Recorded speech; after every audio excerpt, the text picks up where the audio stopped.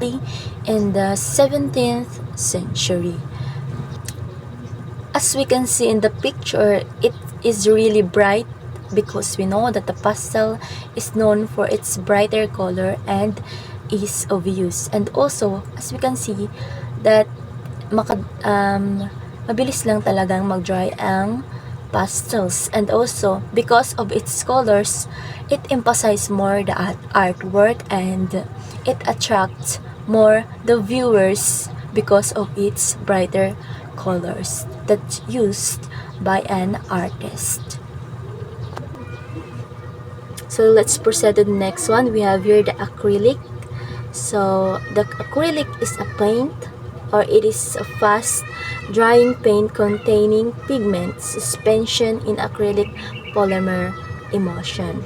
So acrylic is a form of arts that uses a watercolor based, wherein it is a fast drying color or a fast drying paint made of use of pigments in suspended to the acrylic polymer emulsion. Meaning to say, the acrylic is made of tiny particles of acrylic resin and pigments. Acrylic are water soluble and it become water resistant once dry, and also it can be thinned with water or acrylic medium to achieve different effects. So there are many mediums of surface we can apply the acrylic paint. We have here the canvas in either in the wood or in the MDF. The acrylic was developed in the 1930s and widely used by an artist since 1960s.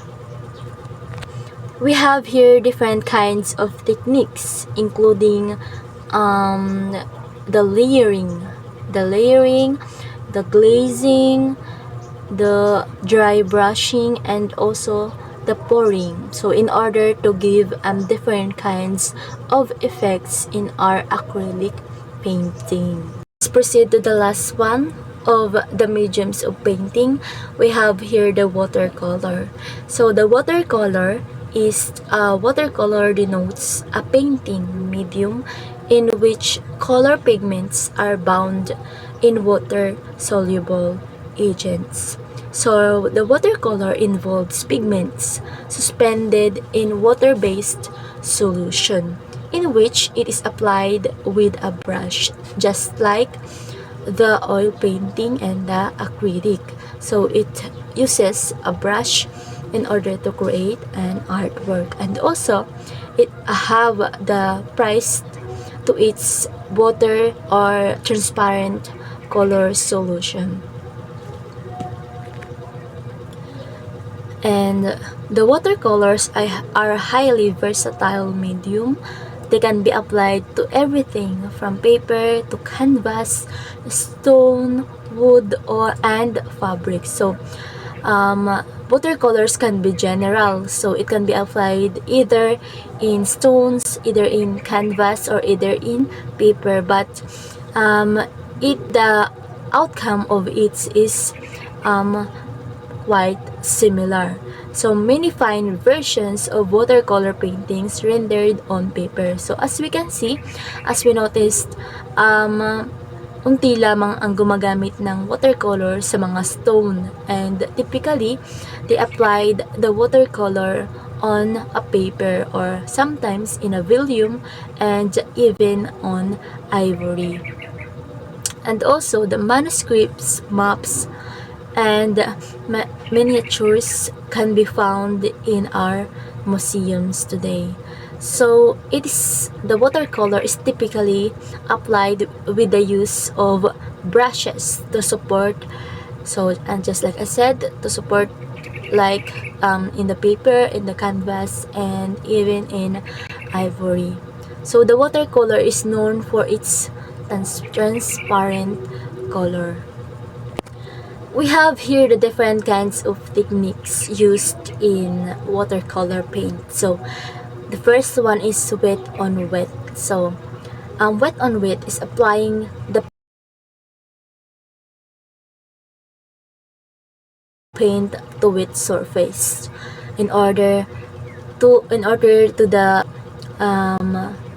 work for the paint to blend and flow naturally. So again, the wet on wet is applying paint to its surface, allowing color. So it allows the color to blend and flow naturally. So the second one is wet on dry. The first one is wet on wet, and the second one is wet on dry. So the wet on dry is applying paint to a dry surface. So it create more defined edges and control the color saturation. Furthermore, the basic word for the watercolor describes a medium in which dry pigment is mixed first with a binder and with a watercolor, and also it applied with a brush to support the volume, the paper, the canvas, or even in the ivory. So as we can see also here, the watercolor are not only applied in the papers or other materials, but it was in the earliest they also use the watercolor in the stone. So it is not quite unique, because as we see in the other painting, makikita natin na gumagamit lang sila ng mga gumagamit sila ng mga papers. But in the stones, it is quite unique because we are used to see that the watercolors are used only in the papers or canvas. That's all for our topic for today. I hope everyone learned all about our discussion focuses on the mediums of painting, which are I discussed to you the parts of the mediums of painting. We have the oil painting, the pastel, acrylic, and the watercolor paint. And the other parts of the mediums of painting will be tackled by my classmates. So once again, my name is Jenny J. Mendez Patwal, and this is the course GE Art Appreciation. Paintings is the silent thought, and the music is the sight. And that's all. Thank you.